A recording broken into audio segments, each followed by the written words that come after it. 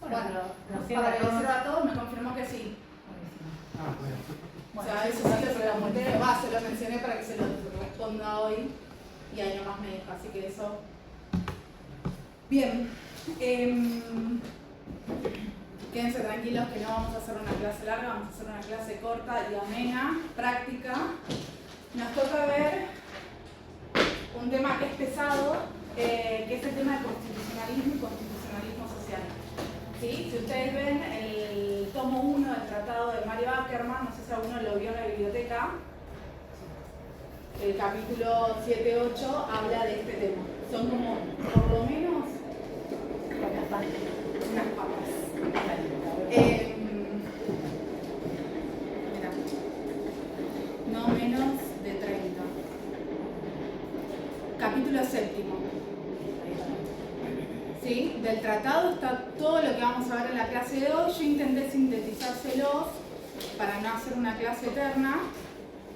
¿Qué me interesa que tengan en claro? Por un lado, constitucionalismo, por otro lado, constitucionalismo social. Si en paralelo van de atrás para adelante pasando una hoja con nombre, apellido y DNI, así yo ya después se lo digo a Julio para presentar. ¿Alguien escuchó hablar del constitucionalismo? Sí, chicos, todos fuimos al CDC. Entiendo la hora, entiendo el día complicado. Constitucionalismo. Tenemos claramente una relación de género y especie entre el constitucionalismo por un lado, que vendría a ser como el género, como el gran paraguas conceptual, y el constitucionalismo social, que estaría dentro, ¿sí?, del constitucionalismo. Constitucionalismo, ¿de dónde viene? La propia palabra lo dice. Piénsenlo en abstracto, de la Constitución, exacto. Es decir, los estados empiezan a tener constituciones donde establecen, ¿sí?, derechos básicos y fundamentales para cada una de las sociedades. ¿Sí? ¿Cuál es la particularidad que ustedes tienen que tener en cuenta? Había un modelo de estado en todo lo que es el siglo XVII, el siglo XVIII, hace muchos años atrás, ¿sí?, que se establecía que ahí el modelo era de un estado gendarme. Van a ver cuando ustedes lean la bibliografía que Mario se refiere a un estado gendarme. Claramente, si nos referimos a un estado gendarme, ¿de qué modelo estamos hablando? Exacto, un modelo de estado autoritario. ¿Sí? Entonces la técnica legislativa claramente va a responder a este régimen vertical y autoritario. ¿Sí? Que claramente va a predominar, ¿sí?, el derecho individual de los sujetos. Predomina el derecho individual de los sujetos.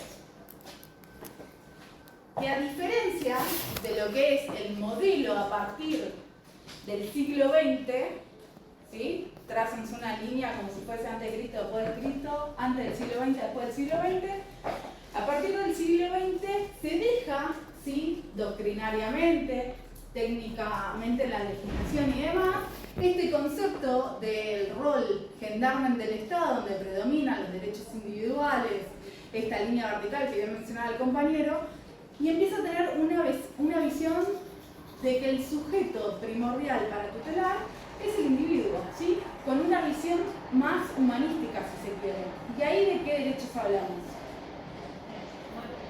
Exactamente, derechos económicos, sociales y culturales.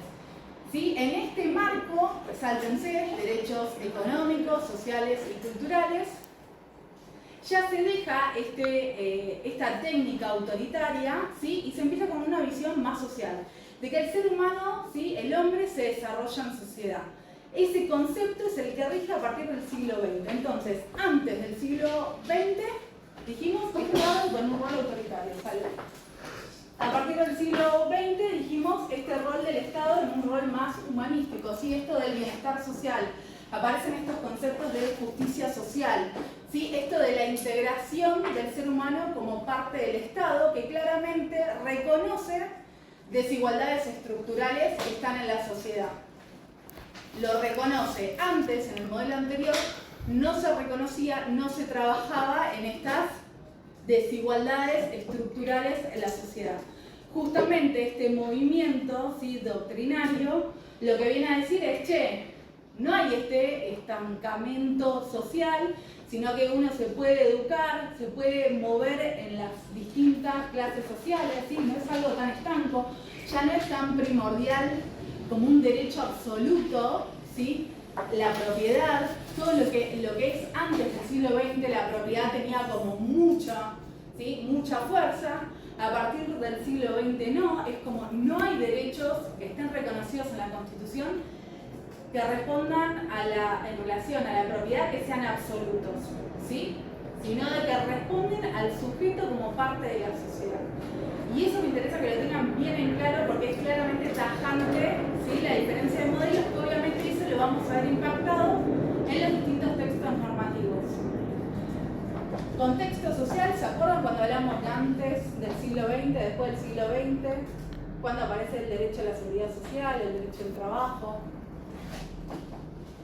¿Se acuerdan esto de la autonomía o prioridad a la autonomía de la voluntad de las partes que regía con una preeminencia del derecho civil respecto a que no pudo dar respuesta, ¿sí? A la realidad de los hechos y que por eso nace el derecho social, el derecho al trabajo, ¿sí? Aparece este concepto de justicia social. ¿Qué hechos históricos les suenan?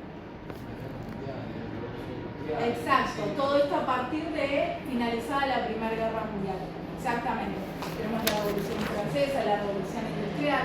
Se deja de lado esto de las denominadas camas calientes en las cuales los trabajadores cada 8 horas iban turnando y mientras unos trabajaban, otros dormían y así constantemente para poder cumplir, ¿sí? Con las largas jornadas de trabajo. Se limita el tema de trabajos de niños. Acuérdense que antes era muy común, ¿sí?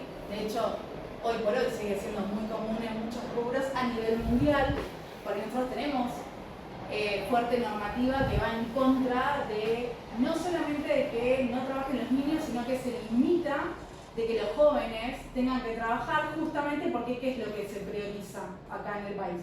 Por lo menos hasta hoy. ¿Por qué? ¿Qué se busca con toda esta protección?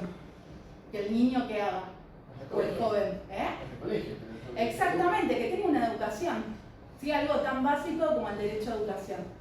¿Sí? Acuérdense esto del derecho a enseñar, el derecho a aprender, ¿sí? Todos derechos básicos y fundamentales que hacen al desarrollo, a la dignidad humana del sujeto, ¿sí? Que busca protección para estar en una relación desigual, ¿sí? En relación, particularmente en la relación del trabajo. Dicho esto, hay algunos conceptos, sí, por favor. Algunos puntos que les quiero mencionar, que quiero que se lo anoten. Después de la Primera Guerra Mundial, 1914 y 1918, dijimos cambios económicos, sociales y culturales que hacen hincapié en 2 puntos. Intervencionismo del Estado, anótenselo, intervencionismo estatal, revalorización del trabajo. ¿Sí? El conflicto armado revalorizó la importancia de la cooperación del trabajo en la producción para tiempos de paz. Es decir, se busca reglamentar el régimen laboral porque el fin último es la paz social. Si no hay condiciones de labor dignas, no hay paz social, no hay una paz universal. ¿Sí? Algo que por ahí suena tan básico, cualquiera vio cualquier video de Bangladesh. ¿Qué pasó en Bangladesh? Se cayó un edificio entero, se murió un montón de gente, la mayoría mujeres y niños que están...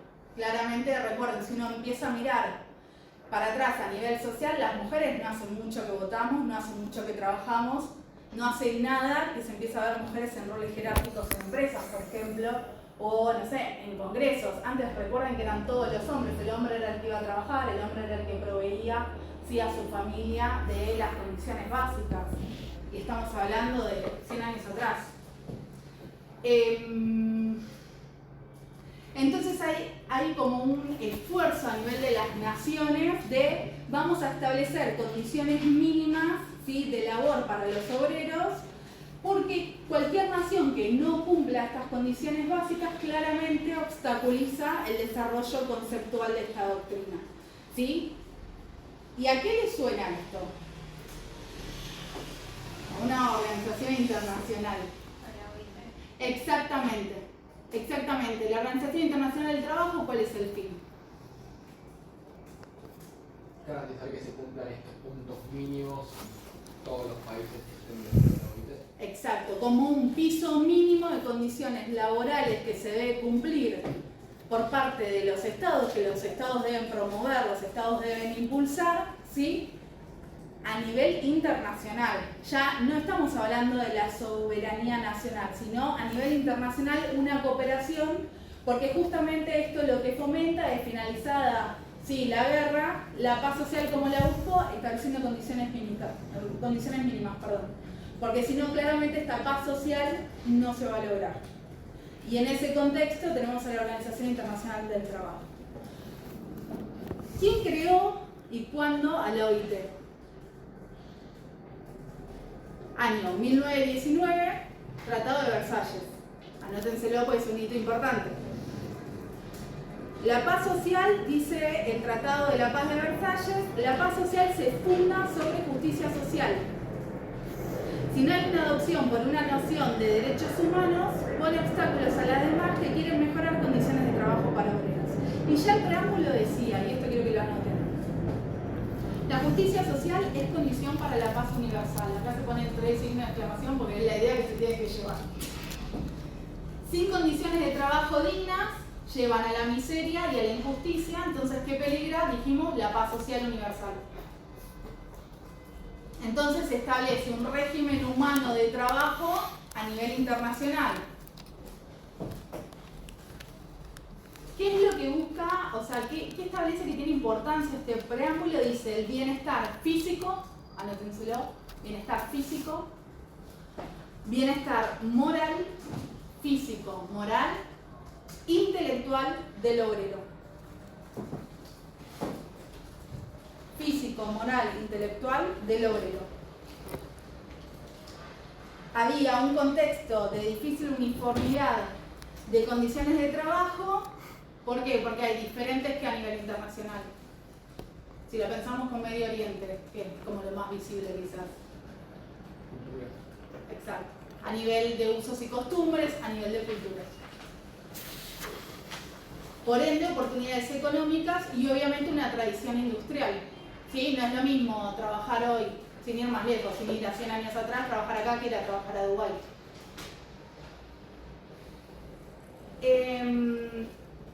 ¿Qué otro punto sostenía el preámbulo? El trabajo no es meramente artículo de comercio.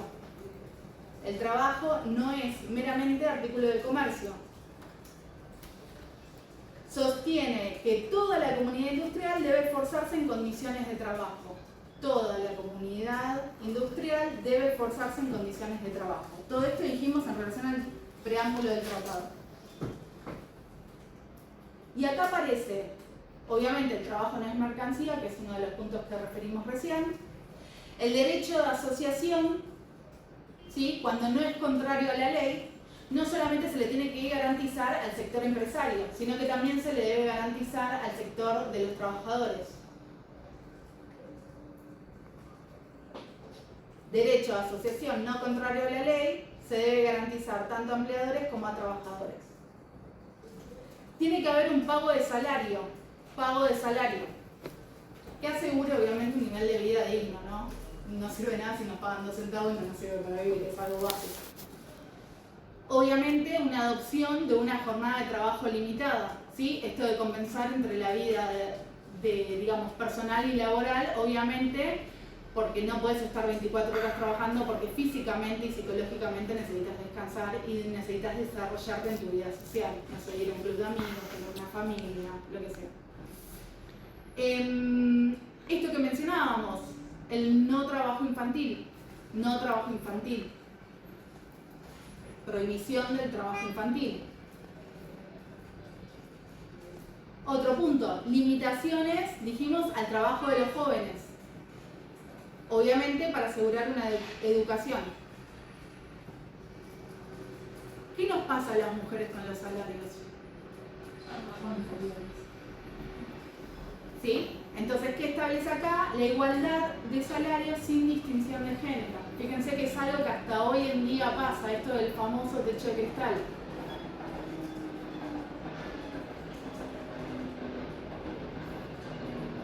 dijimos trato equitativo.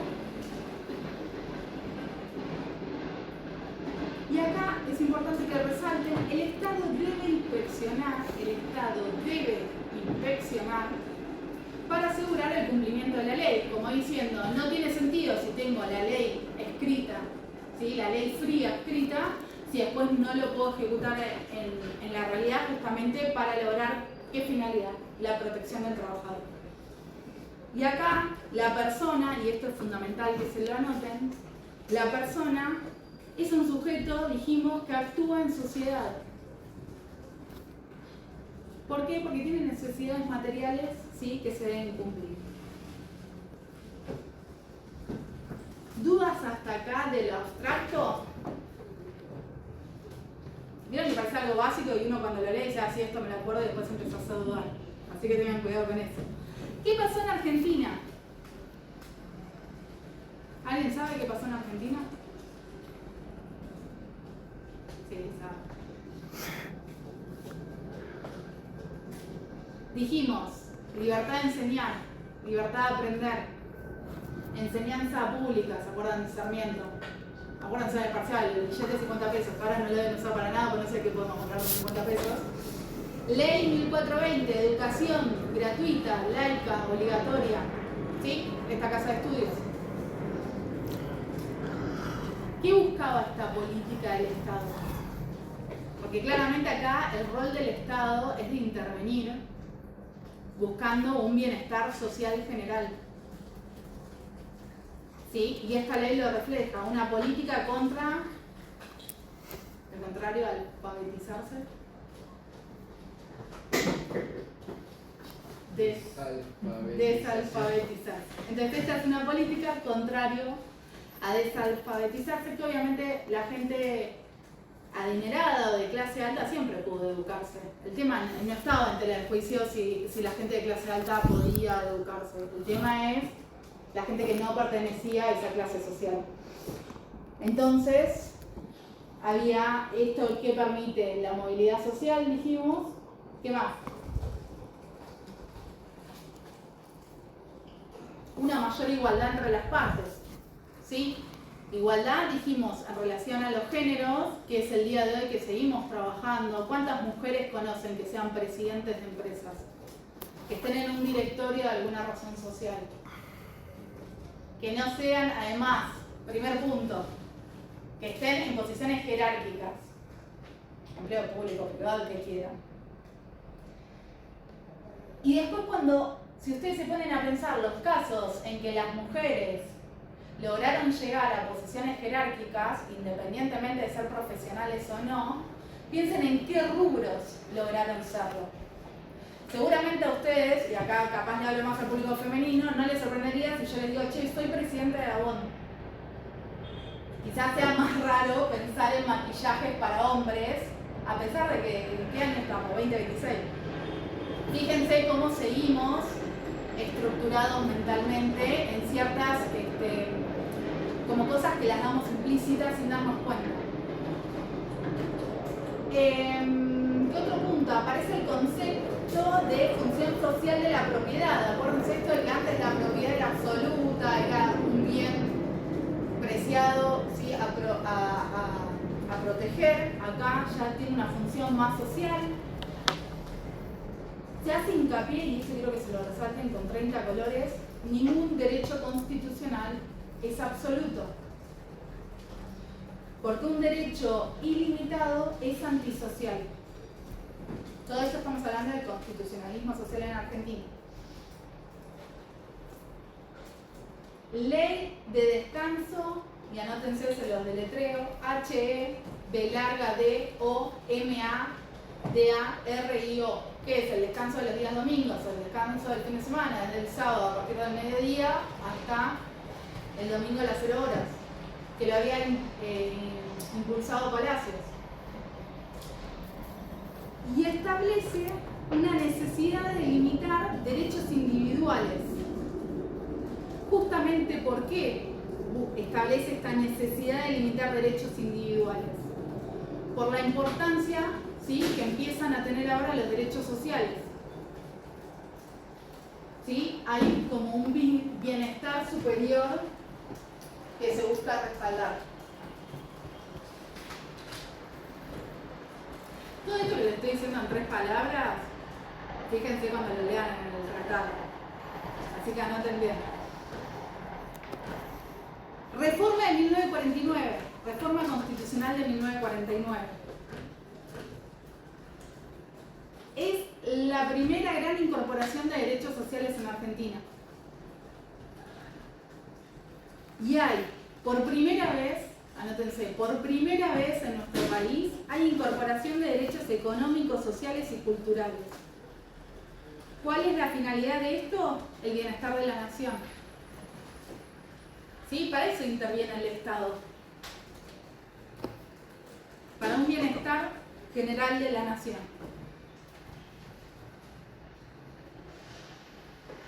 Reforma de 1957.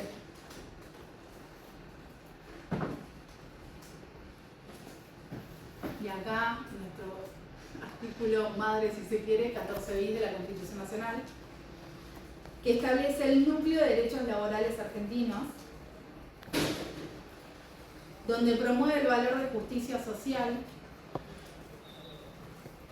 Fíjense esto como si lo traemos a la 27802 que eliminó la justicia social de la LST, fíjense que acá, esto resáltenselo, ya está en el 14 bis de la Constitución Nacional.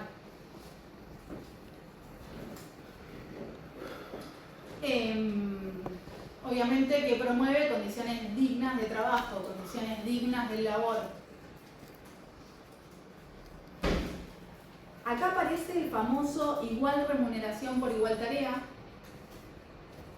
Igual remuneración por igual tarea. Una jornada limitada. Un salario justo. Una protección al despido arbitrario. Aparece el derecho a organización sindical.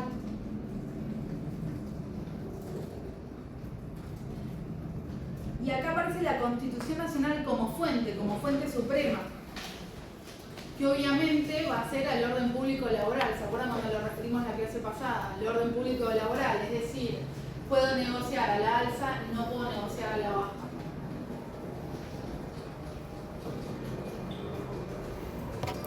¿Cuál es el fin de tener la Constitución como fuente? Reconocer derechos humanos fundamentales, limitar la autonomía de la voluntad de las partes, reconocer derechos fundamentales, limitar la autonomía de la voluntad de las partes, obviamente establecer como guía al legislador, ¿sí? ¿Cuál es la finalidad? ¿Cuál es ¿se acuerdan? El espíritu de la ley. Y obviamente un control constitucional. Y acá les traigo un caso práctico que quiero que anoten. Si un contrato de trabajo establece un despido sin indemnización laboral, ¿cuál es su análisis como abogados? Teniendo en cuenta todo este contexto que venimos hablando. No se puede decir renunciable el derecho. ¿Por qué? ¿Cómo me lo fundamentás?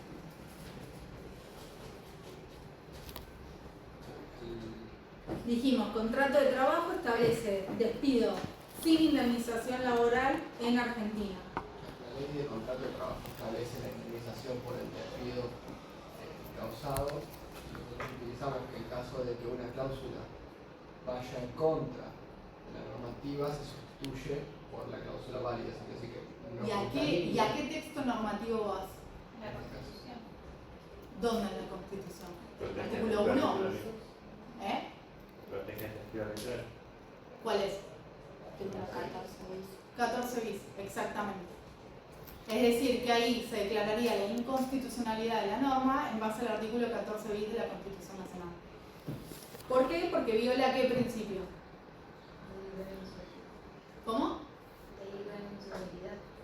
¿Solamente eso? Protectorio también. Exactamente, violatorio del principio protectorio del trabajador. ¿Cuáles son los principios derivados de este constitucionalismo social? Como había mencionado la compañera. Primer punto, protección del trabajo. Protección del trabajo. Segundo, justicia social, dijimos. Justicia social justamente ¿para qué? Para que haya un equilibrio. Y progresividad, ¿sí? Que no haya un retroceso injustificado. Después veremos si la justificación es justa, ¿no? Pero bueno, injustificado, anótense. Y acá les traigo otros casos prácticos, 3 que quiero que se los anoten. Ley laboral reduce indemnización por despido. Ley laboral reduce indemnización por despido.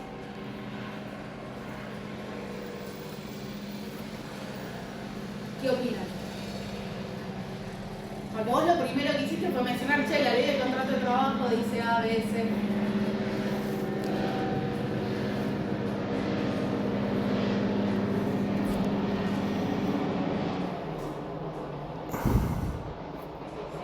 Hay una justificación donde ¿Puede ser declarada una ley nacional emitida por el Congreso de inconstitucional? Esa es la pregunta de fondo. Claro, Sí, si por va en ejemplo, contra de pues, la Constitución. Porque Exactamente. la Constitución marca un límite para el legislador. Exacto, me habla un paraguas, ¿sí? De protección. Otro ejemplo. Empresa impide, ¿sí? Que un trabajador realice una afiliación sindical. Exactamente, es inconstitucional, es violatoria del 14 bis de la Constitución Nacional.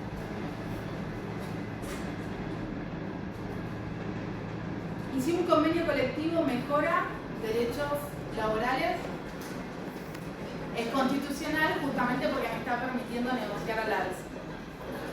¿Qué pasa con la reforma de 1994? Vamos como tercer ítem. Reforma de 1994. ¿Qué fue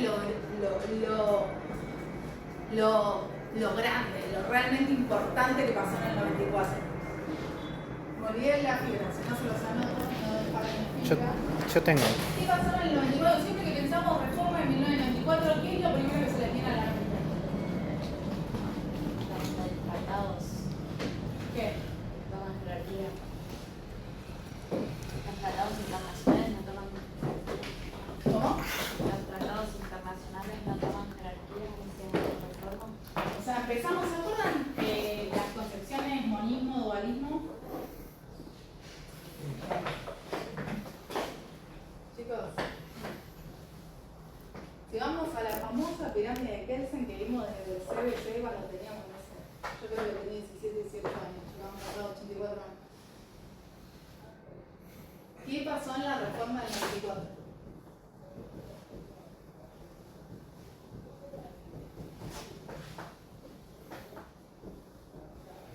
Tengo leyes, tengo decretos, tengo convenios, tengo la La incorporación de los tratados. Hicieron con rango constitucional del artículo 75 inciso 22. Artículo 75 aparece el denominado artículo 75 inciso 22, que dice que Que los tratados gozarán de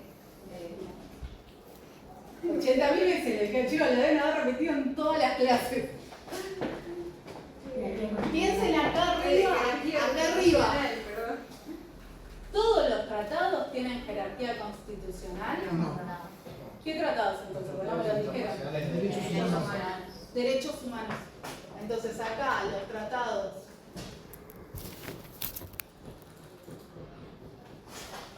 ¿sí? De derechos humanos, tengo la Constitución Nacional, ¿sí? Este es el famoso bloque constitucional. ¿Sí? Es decir, es más, lo haría bien chiquitito porque es tipo esto de acá.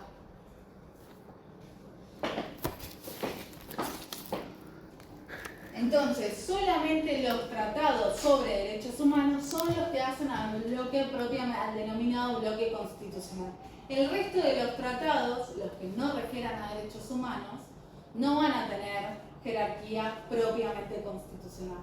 Tendrán jerarquía supralegal, es decir, una jerarquía superior a las leyes.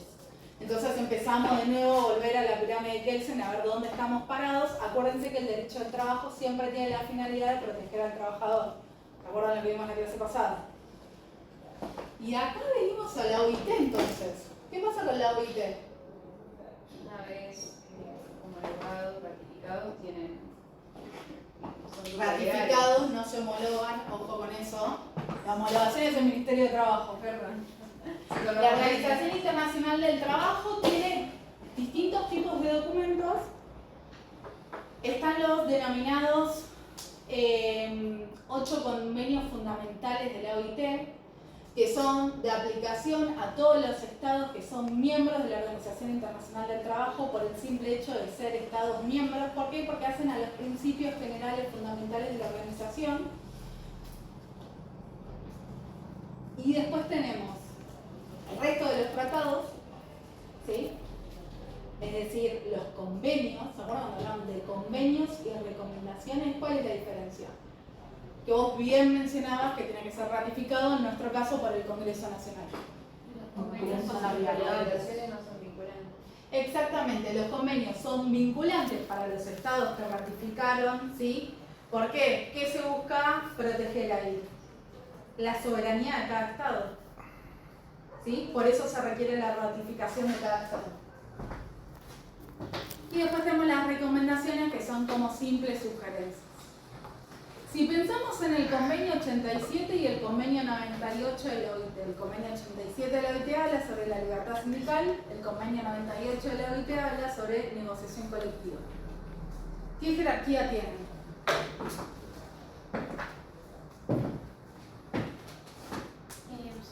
Tienen distintas jerarquías, primer punto. El 87 tiene jerarquía constitucional. ¿Por qué? Porque el Tratado Internacional de Derechos Económicos, Culturales y Sociales y el PIDIS lo nombran como parte de... Exactamente. Entonces ahí quiero que se anoten. Artículo 8.3. Artículo 8.3 del Pacto Internacional de Derechos Económicos, Sociales y Culturales. Artículo 8.3 del Pacto Internacional de Derechos Económicos, Sociales y Culturales y el artículo 22.3, artículo 22.3 del Pacto Internacional de Derechos Civiles y Políticos refieren a la libertad sindical y como refieren a derechos humanos, hacen parte del bloque constitucional. ¿Qué es la libertad sindical? Algo dijimos la clase pasada. La capacidad de formar agrupaciones de trabajadores bajo, no sé cómo decirlo, bajo una organización que los represente como tales. ¿Alguien más? ¿Algo para sumar? Poder afiliarte sin tener ninguna persecución del empresario. El empleador, que puede ser o no empresario. ¿Qué es la libertad sindical? Es el principio rector de las relaciones colectivas del trabajo. El principio rector de las relaciones colectivas del trabajo. Dijimos, derecho al trabajo individual, derecho protectorio del trabajador, derecho colectivo del trabajo, libertad sindical. ¿Sí? Entonces es el principio rector de las relaciones colectivas del trabajo. Es un derecho humano fundamental. Derecho humano fundamental. Reconocido tanto en la doctrina internacional, sí, como en nuestra normativa nacional. ¿Cuál es la norma que rige las relaciones colectivas en Argentina? La ley de asociaciones sindicales. Exactamente, la 23.551, que es la ley de asociaciones sindicales. Si ustedes ven esa ley, el primer capítulo, la denominación es libertad sindical. Ahora, ¿solamente es el primer capítulo de la ley? No, dijimos que es un principio, por ende está omnipresente, ¿sí?, durante todo el texto normativo. ¿Por qué? Porque busca proteger a determinado sector de la relación, dijimos, de trabajo. Derecho humano fundamental. La 27802 derogó varios artículos de la ley de asociaciones sindicales. Eso es importante que lo tengan en cuenta, lo vamos a ver igualmente más adelante. Pero ¿qué me interesa que tengan en cuenta de la libertad sindical? Bueno, hay borrador. Que es el principio rector, ¿sí?, que en el convenio 87 de la OIT establece que los sujetos de la libertad sindical no son solamente los trabajadores o las asociaciones que representan a los trabajadores, sino que le hace extensivo también al sector empleador. Es decir, que en base al convenio 87 de la OIT, la libertad sindical la tienen tanto el sector empleador como el sector trabajador. Sin embargo, nosotros en Argentina, todo lo que tiene que ver con asociaciones sindicales, pensamos en un sindicato y demás, siempre lo pensamos en el sector trabajador justamente por la redacción de esta ley. ¿Sí? Que hace hincapié en el sector más débil, que es el del trabajador. Y si pensamos en la libertad sindical, esta puede ser según el sujeto que tutela, individual o colectiva. Y a su vez se puede subclasificar en positiva y negativa.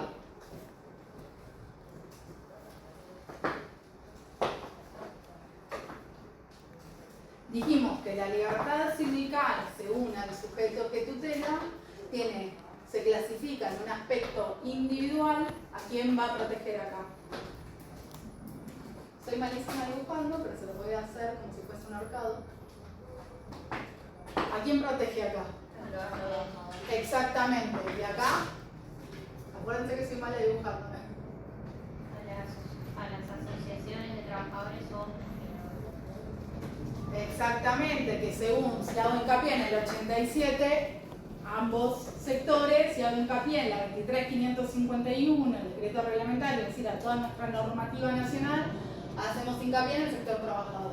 ¿Y qué tiene que ver con el aspecto positivo y negativo? Algo vos habías mencionado hace unos minutos atrás. Acá tiene que ver con lo que el individuo puede hacer. ¿Qué puedo hacer yo como trabajador?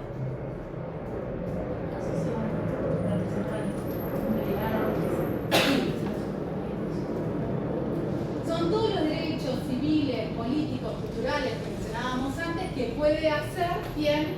El sujeto trabajador. Y acá hay una particularidad, que es con la libertad individual negativa, que es el derecho a no afiliarme o el derecho a desafiliarme si yo ya me afilié a una asociación sindical. Derecho a no afiliarme y derecho a desafiliarme si ya me afilié a una asociación sindical. Esta libertad individual en su aspecto negativo no está referido en el convenio 87 de la OIT, sino en la ley 23.551. ¿Sí? Es decir, en Argentina.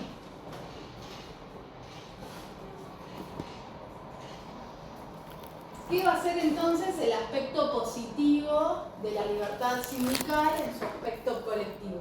Lo que puede hacer la asociación. ¿Qué puede hacer la asociación? Impactar mejores condiciones laborales para el colectivo de trabajadores. ¿Qué más? Sanitarios. Puede elegir su nombre, puede elegir su estatuto. ¿Qué más? ¿Qué más puede hacer una asociación? Piénsenlo en civil. ¿Qué puede hacer una asociación civil? Huelga. ¿Cómo? Huelga.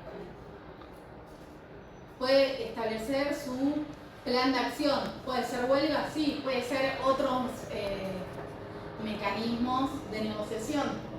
¿Y qué va a hacer la libertad sindical en su aspecto colectivo negativo? ¿Qué dijimos? Derecho a no... El derecho a no afiliarse o el derecho a desafiliarse. ¿Cómo están organizadas las organizaciones sindicales en Argentina? Vuelvo como si fuese la pirámide de Kelsen, pero no es la pirámide de Kelsen. ¿Qué tipo de organizaciones tenemos sindicales? Ya nos vamos. Tenemos primer grado, segundo grado, tercer grado. ¿Qué organizaciones de tercer grado conocen? ¿Solamente la CGT? ¿Lo leen en los diarios, si no es todos los días, todas las semanas? ¿CTA? La CTA, ¿cuál es la distinción entre la CTA y la CGT? personalidad. Uno no tiene personalidad que el otro, ¿no? Creo. ¿Qué dice el resto? La CGT sí, la CTA. Las dos, tanto la CGT como la CTA, al ser una asociación, tienen personería jurídica. Entonces, si vos me decís, ¿la CGT tiene personería? Sí, las dos tienen personería. Ahora sí tiene la CGT personería gremial, que no tiene la CTA, por lo menos hasta hoy. Más allá que cada una de estas organizaciones están divididas políticamente, pero digo, técnicamente la personería gremial la tiene la CGT. Cuando hablamos de primer grado, están los famosos sindicatos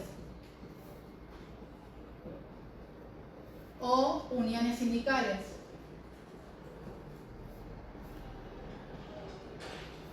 ¿Qué es lo que hacen estas asociaciones? ¿Sí? Agrupan ¿qué? A los trabajadores. Las de segundo grado, ¿qué hacen? Agrupan sindicatos. ¿Qué son? Federación. Sí, exacto. Agrupan a las del grado anterior, a las del primer grado, que dijimos que eran sindicatos o uniones sindicales. Es decir, que no agrupan a trabajadores, sino que esas las hacen las del primer grado, obviamente es así. ¿Cómo se llaman las de segundo grado? Federaciones. ¿Alguien escuchó alguna vez o leyó en algún diario FAICIS? ¿Qué es FAICIS? De comercio, ¿no? Pero no sé, la Federación de Comercio. Exactamente.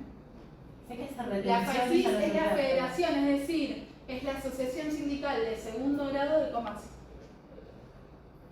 Y después, en tercer grado, tenemos la CGT y la CTA, que obviamente agrupa lo anterior. Más allá que la CTA tiene un estatuto particular que incluye a jubilados y otros tipos de sujetos, lo cual es como que busca separarse de este esquema. Pero esto es para que a ustedes les quede claro. Entonces, ¿qué cerramos con la reforma del 94?